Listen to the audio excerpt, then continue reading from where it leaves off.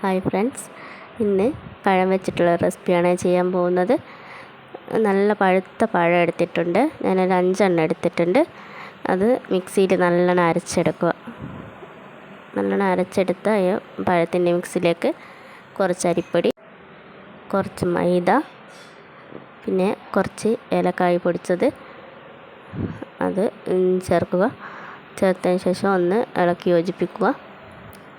പിന്നെ അതിൽ കുറച്ച് ശർക്കര പാനിയാക്കിയതാണ്, ശർക്കര ഉരുക്കിയെടുത്തത് ഒഴിച്ച് അത് നല്ല രീതിയിൽ മിക്സാക്കിയെടുക്കുക. അതിലേക്ക് കുറച്ച് ഉപ്പിട്ട് അതും നല്ലോണം യോജിപ്പിച്ചെടുക്കുക. ഈ അപ്പത്തിൻ്റെ കൂട്ട് കുറച്ച് നേരം ഒന്ന് റെസ്റ്റ് ചെയ്യാൻ വെക്കുക. ഒരു 15 മിനിറ്റ് നേരം ഞാൻ വെച്ചിട്ടുണ്ട്. അത് കഴിഞ്ഞ് കുറച്ച് എണ്ണ തിളച്ച് വരുമ്പോൾ അതിലേക്ക് സ്പൂണ് കൊണ്ട് കുറച്ച് കോരി ഒഴിക്കുക.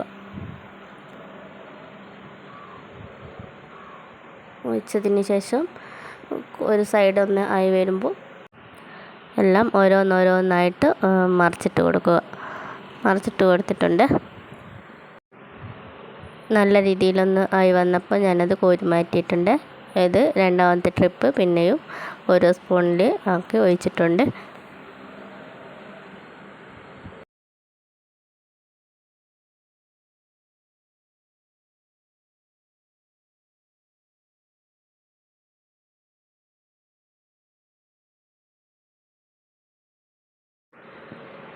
ഇങ്ങനെ ഓരോന്ന് ഒഴിച്ചതിന് ശേഷം അതും കുറച്ചൊന്ന് ഒരു സൈഡൊന്ന് വെന്ത് വരുമ്പോൾ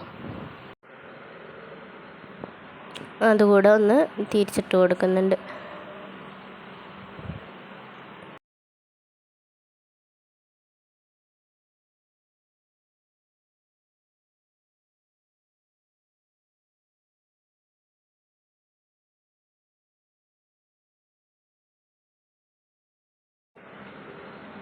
എല്ലാം തിരിച്ചിട്ട് കൊടുത്തിട്ടുണ്ട്.